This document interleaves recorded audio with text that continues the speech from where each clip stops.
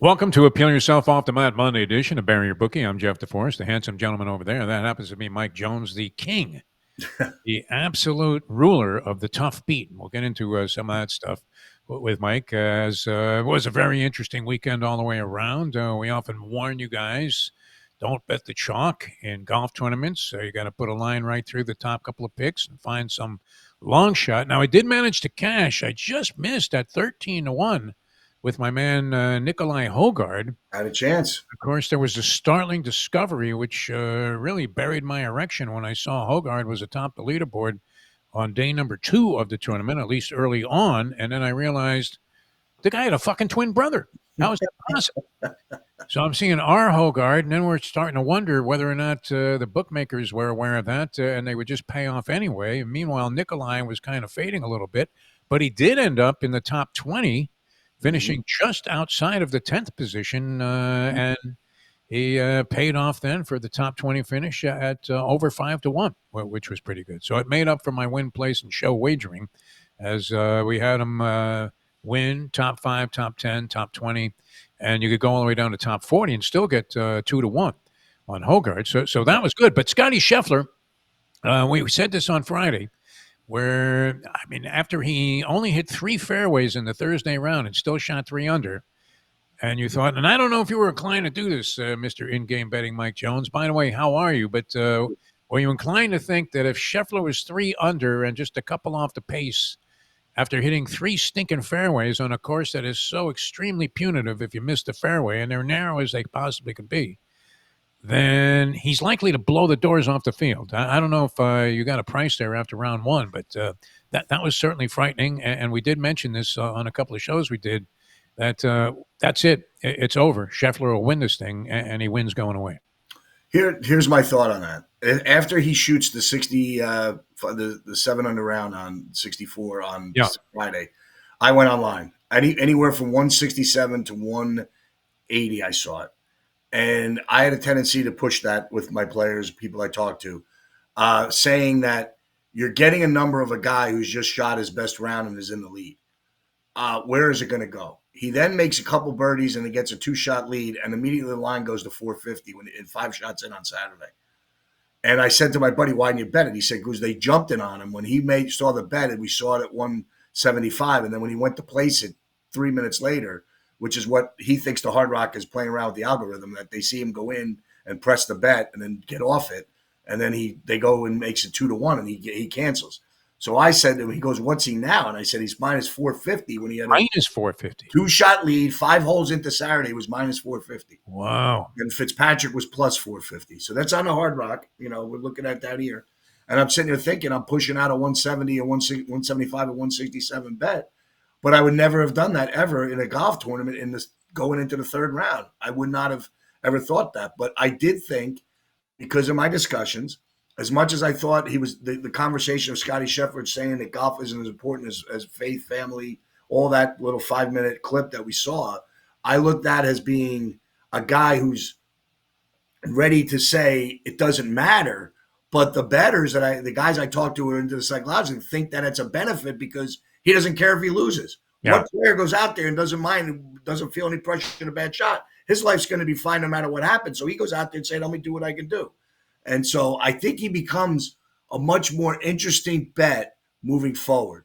And I thought that when I saw 175 and 167, I jumped, and that was what I thought. And then, you can't really put enough to start hedging on those bets because you can't really hedge a $50 bet on something like that. No. If you throw a bigger number on it thinking this is going to be it for my week, then you can play around and take Lee, who was 4 shots back. You could take $50 on Lee and cover your loss on a big Scheffler bet. You could take I had Terrell Hatton at one point at 13-1 and 28-1. So I'm playing around with all these different types of wagers, just having fun with them, but just really keying in on the fact that I really thought Scheffler was going to win.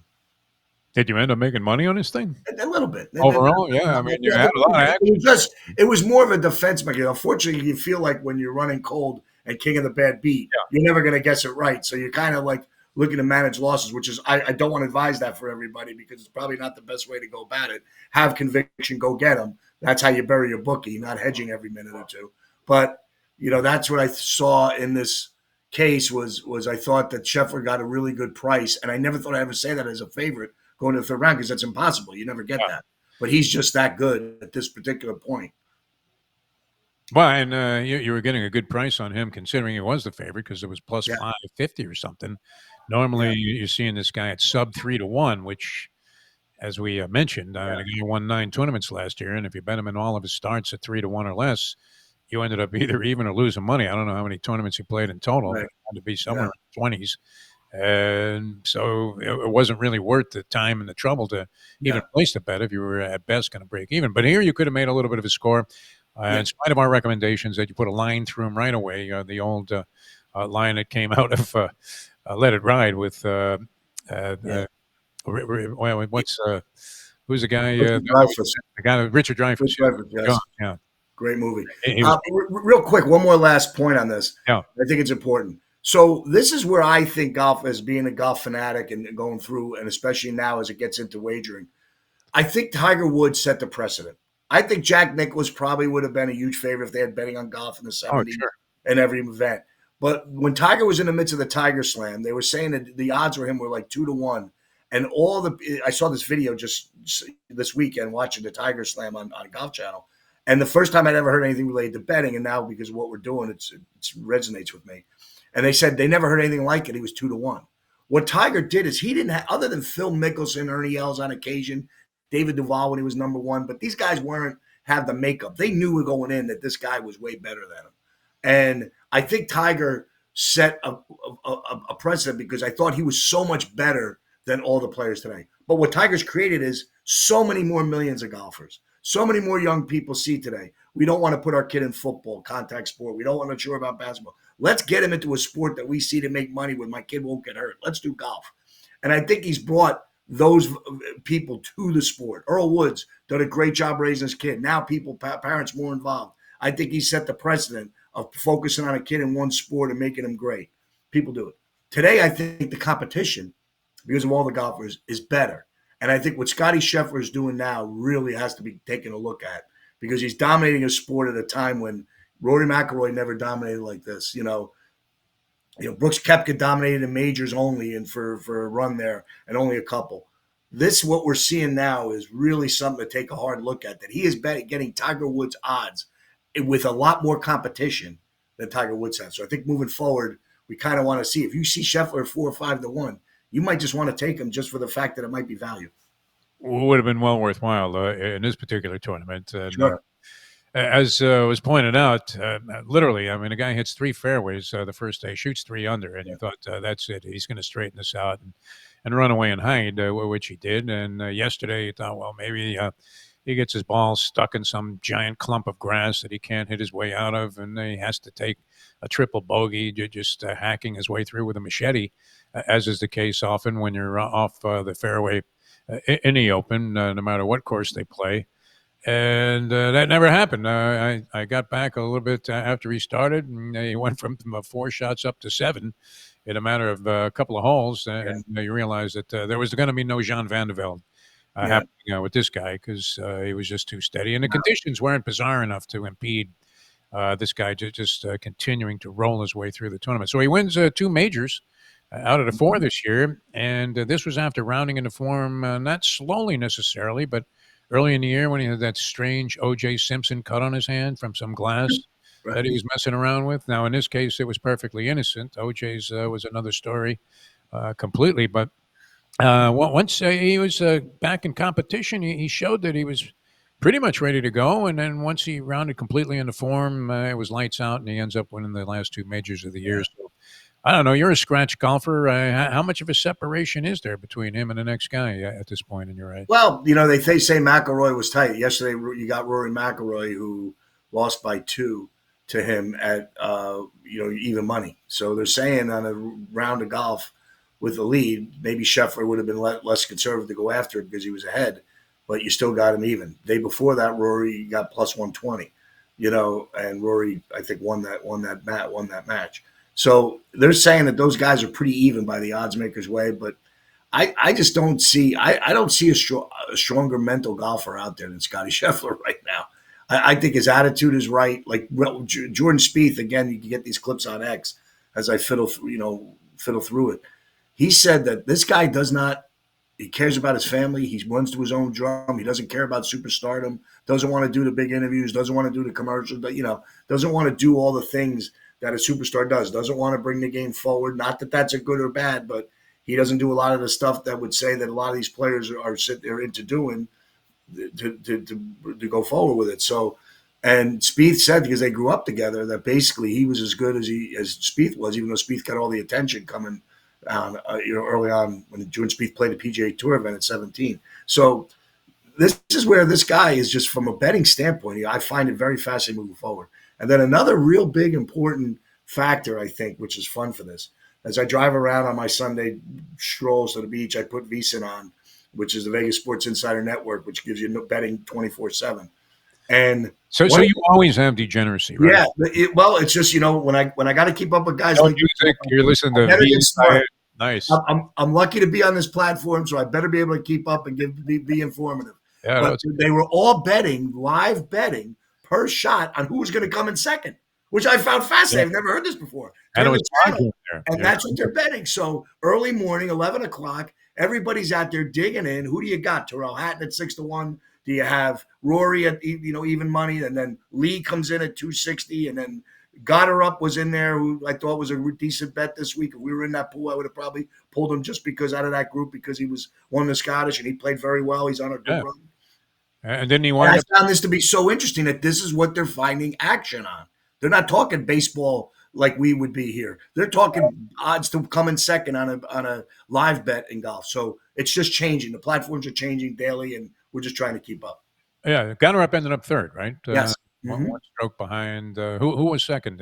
English, I think, and Harris English. Yeah. Harris English, and I thought maybe I think he finished solo second, and Goddard was alone in third. And then there was there were all those guys that were 10 under all at the same time early in the last round. And why not? I mean, you knew that Scheffler wasn't going to crumble, and so why not take a shot? Right. So that's what they came up with. So the operators are coming up with these bets to create some volume and create fun and action, and they're doing it.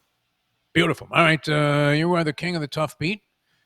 What happened this week that had you? I remember that old Excedrin commercial many years ago. You're probably too young to remember it, where they were having various depictions of what it was like to have a headache, and on one, they had a guy with a small sledgehammer just pounding on an anvil over and over again. And you took a couple of those beatings over the weekend, or you just? No, there's one that stands out to me. It's kind of fun. The Marlins under 3.5. You're in team total, and so you got Bublik on the mound, who's pretty good from an all-star pitcher, and he's shutting them down. The Marlins got nothing going on. Runner on second with 2 outs, and then in the ninth, and they let up a walk, and then they. Then the ground ball, the guy boots it. So you figure, you still got a shot with bases loaded. Then a bloop saying double, and then you got 2, and then you're still in good shape. The next guy up base hit, 2 more runs score, and you're sitting there with a 4, losing that bet with 2 outs and a runner on second, needing less than 4 runs in the ninth inning. So if you have under 3.5 with the Marlins team total, you're pretty miserable today when you get up and it's 7-0 in the ninth inning and you lose with 2 outs and a runner on second. So the guy boots the ball, it would have been a shutout. Right. That's right. And then if you had the under 7.5, you're also thinking of that too. Like, I got the under 7.5 under Marlins. And then they brought the tying run to the plate there, circumstances. So more buffoonery by the Royals before they ultimately had to bring in their closer, who allowed a base runner and then got the final out on kind of a cheap pop fly to left field with Stowers, who's been a monster. Yeah. Sitting in the on-deck circle. So, I mean, that gets into our theory that wait till your team is hopelessly out of a game and then send it in. Because I would imagine. And I'll give you one that I got. Here's the bad, not beat. If I could use a different term. So you get in the computer and you see the Yankees are down 7-2 in the 5th inning to the Braves Saturday night. Yeah. And you see they're at plus 870. And I'm like, oh, man, Yankees plus 870. As you go to click on it, they kick you out and they make it 690. Oh, wow. And someone gets on base, and I'm like, 690 is not fair. I'm going to cancel the bet. Well, guess what? The Yankees in the grand 7-9th inning, they come back and win 12-9, and you sit there and you have the bad no beat because you were too greedy and you didn't want to press the button at 690 instead of the 840.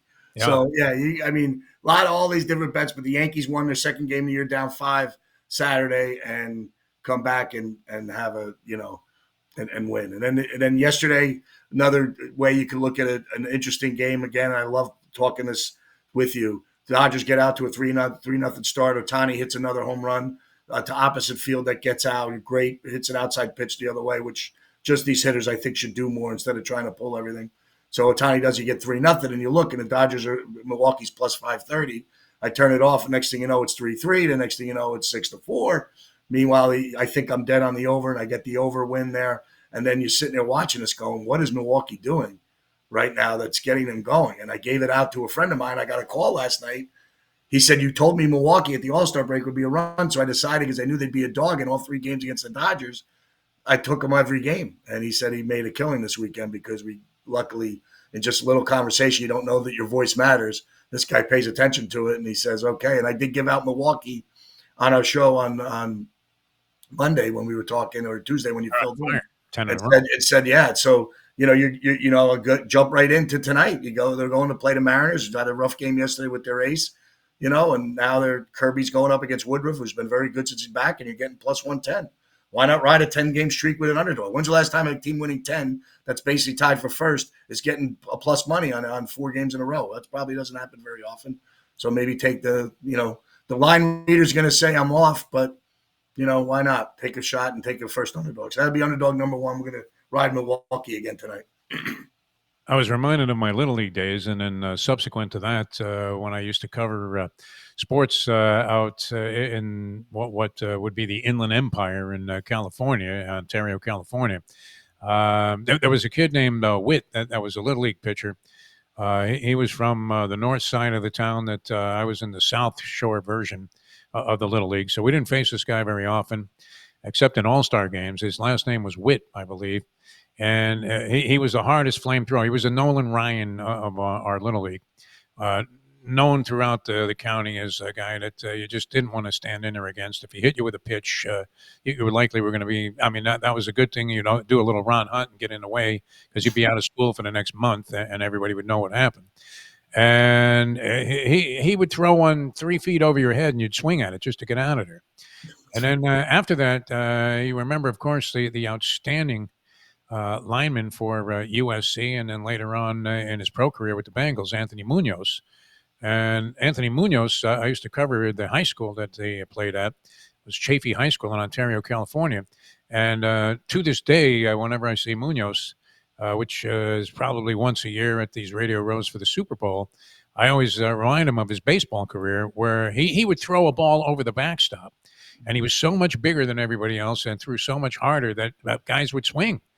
And that's what was happening with Scooball last night. I couldn't believe it. This guy's throwing balls that are 3 feet outside, 2 feet over the batter's head on a 3-2 count, and they're swinging and going down. Now, I don't know that it's out of the same fear that I had with Witt and the hitters that were standing in there against Munoz had, but because obviously these are pros that are used to seeing 100-mile-an-hour fastballs. But I could not believe at some of the swings and misses that were taking place with Scooball on balls that were so far out of the strike zone. You would think that anybody that wasn't Stevie Wonder would know to keep the bat on their shoulder on those particular pitches. Yeah, you kind of wonder. The only guy I can relate this to is maybe a Nolan Ryan or Bob Gibson in that '69 season where he had 12 complete games in a row, only allowed 1 run, and 11 shutouts, 12 complete games, and allowed 1 run in that run, and won those games. So when you look at pitchers that can be dominant, it's in these players' head. The only way you start swinging the pitches like that is you're not getting a read. You're going up there knowing you're probably not going to get a hit off this guy,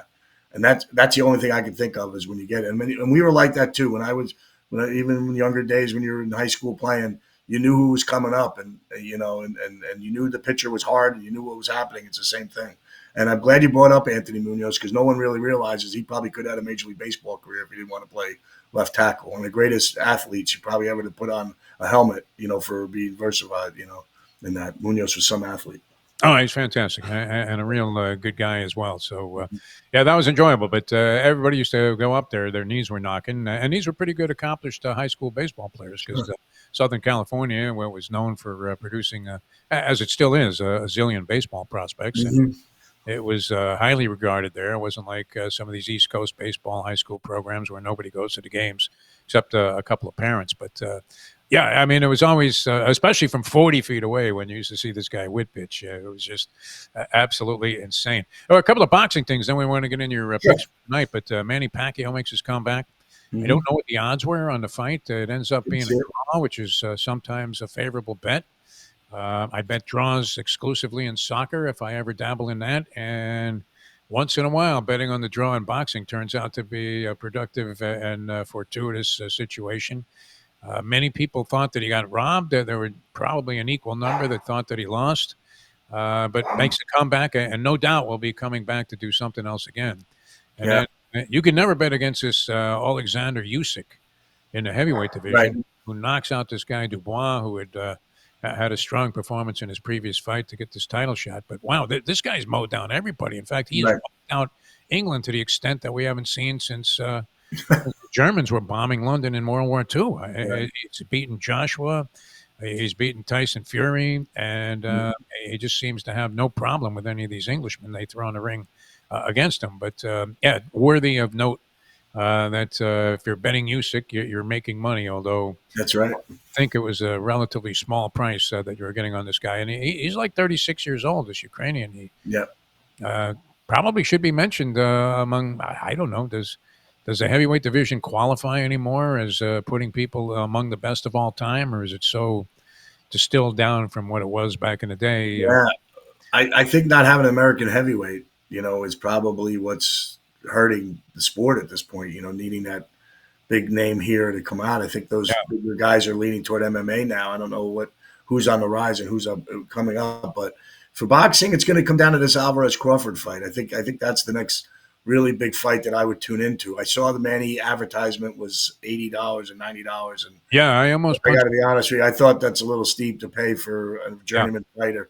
And I think that's what you're budgeting your sports now because you're being charged for everything, and it's going to get worse come football.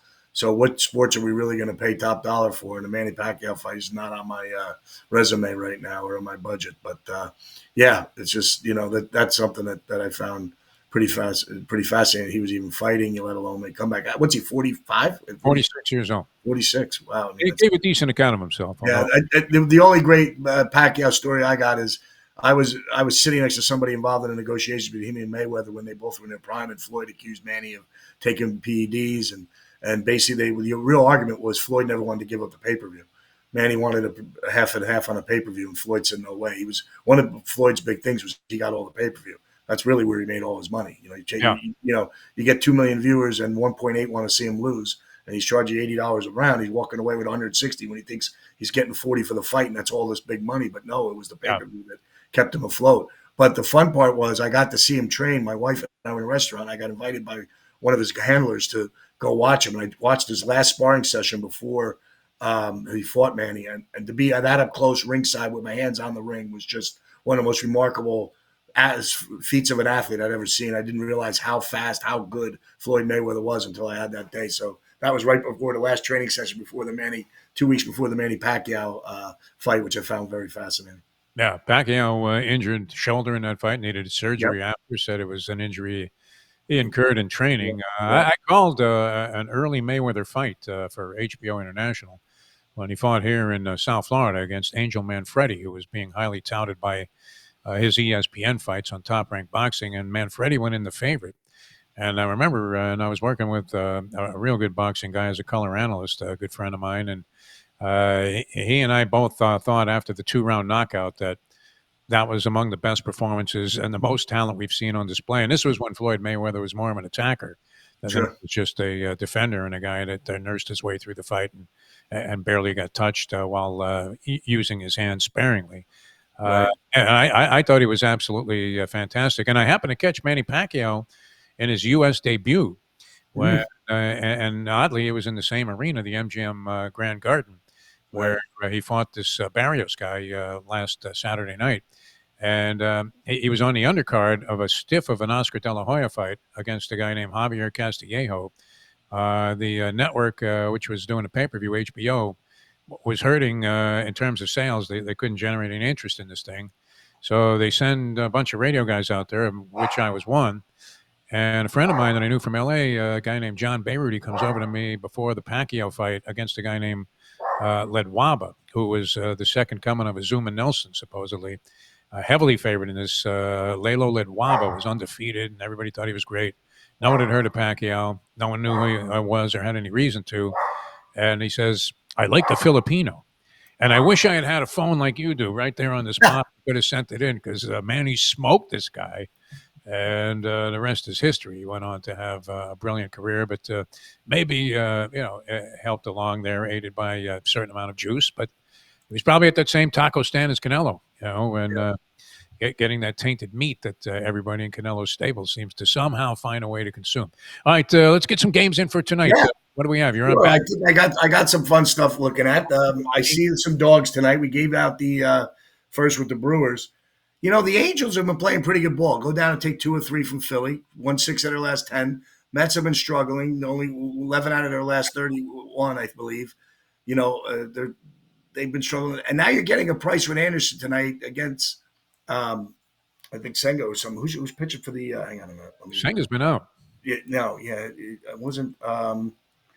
It is. Hang on. It is Senga's pitching. I thought it was. He is. Okay. So Senga and Anderson. Yes. So Anderson lefty turns around Lindor. You get Soto in there too. So you have a couple little advantages there for them. Getting a good price on a team that's playing a little better. They've been a lot better since Trout back. So that's my little flyer, big dog tonight. We're going to take 162 with the Angels and see if they can ride, their win yesterday and keep it going against the Mets, who really haven't been hitting and struggling a little bit. So we're going to take a lot of the Angels. Now, another game, too, which is interesting, is right down here in our backyard. So Perez has been pitching very well, Vasquez for the Padres. But, man, you're getting the Padres at a plus 117 underdog. I kind of like that. And I'm also going to go with 2 other bet in this and would say I'm going to take the Padres to win 2 out of 3 in the series. Okay. 2, I think they're a pick 'em bet in that. So I know the Marlins are playing much better baseball, winning 2 out of 3 of Kansas City. I just think the Padres are going to be awakening by what they know the Marlins did when they were out west and had that dominant road trip. I think they come in there after a nice win yesterday, easy breezy win to get over Washington. And I think they come down here, get the little Latin flair in their lineup. Arraez coming back to the team that traded him. I think there's some little bit of motivation here for the Padres. They're getting closer. They know the Dodgers are on a streak. If they're going to make their run, they get 2 out of 3, and they start by getting tonight. Very interesting game, getting them as an underdog, which means the pitching edge goes to the Marlins. But we're going to take our chances and take the plus 117 with the Padres. This will be a game where they need to begin making a move. Dodgers 2-8 in their last 10. So right. Good opportunity here to maybe close that gap a little bit more and make a race of it before we get to August and September. All right. Excellent stuff as always, Mike Jones. We'll see you tomorrow, of course, on the Big Gunner podcast. I don't know that I've ever seen anyone so overflowing with optimism about a team that won 3 games last year than you are. You've got them over 5 on a hook in your futures. You've got them actually maybe making a decent account of themselves. We know the Cowboys will find a way to spit the bit and choke the season somehow. And they still have issues with Parsons, although Jerry Jones tends to resolve those right before opening day. And the Eagles, of course, coming back off a Super Bowl performance. So they're going to be a tough out. We know you're saying Saquon's not going to be as effective this year.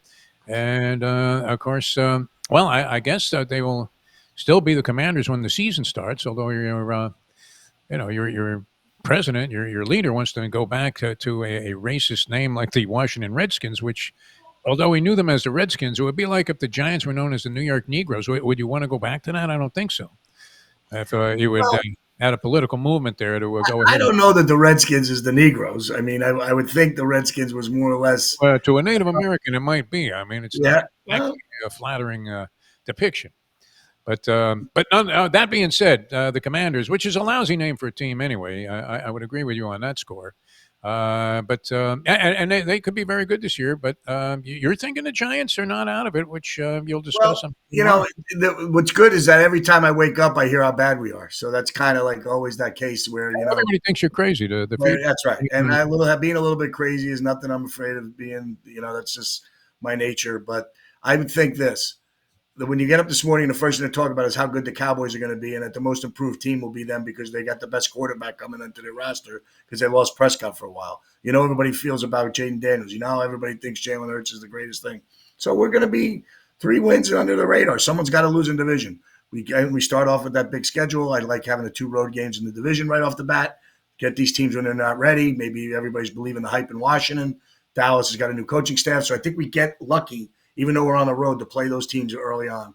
Let's see what happens. Get a 1-1 split, and hopefully we get the 6 wins. Did Jerry bring back Dave Campo? Who the hell is coaching the Cowboys? Schottenheimer, Marty's kid. Oh, yeah, okay. Schottenheimer, yes. Well, he's highly Marty's got a little ex-Giant in him. He was one of us for a while. So yeah, so it's it's going to be interesting. We're going to talk, but camp opens tomorrow. Everybody, full on Giants camp. So we're getting close. First preseason game coming up in a week and a half with the Lions and the Rams and Hall of Fame games. So Lions already lost a key guy. Yep. To injury, and they don't have a backup. That guy's like physically unable to perform. So decimated by the injury bug last year, and it looks like that same dark cloud has followed them into the early stages of training camp. What kind of price can I get on Tommy DeVito being the opening day starter? Oh, that would be probably as good as Scottie Scheffler losing on the 18th hole. Having a Scottie Scheffler. By the way, very interesting. 20,000 he was. 20,000. He had the risk to win 100 on 14. Scottie Scheffler. I think I keep the money in my pocket just in case he does do it. Because he has a heart attack. Mike, we love you, man. Great job. We'll talk to you again on Thursday. We'll look for the big gunner tomorrow here on NoFilter.net. Thanks, as always, for being with us. Appeal yourself off the mat Monday is now complete. For Mike Jones, I'm Jeff DeForest. We'll see you next time on the next edition of Bury Your Bookie.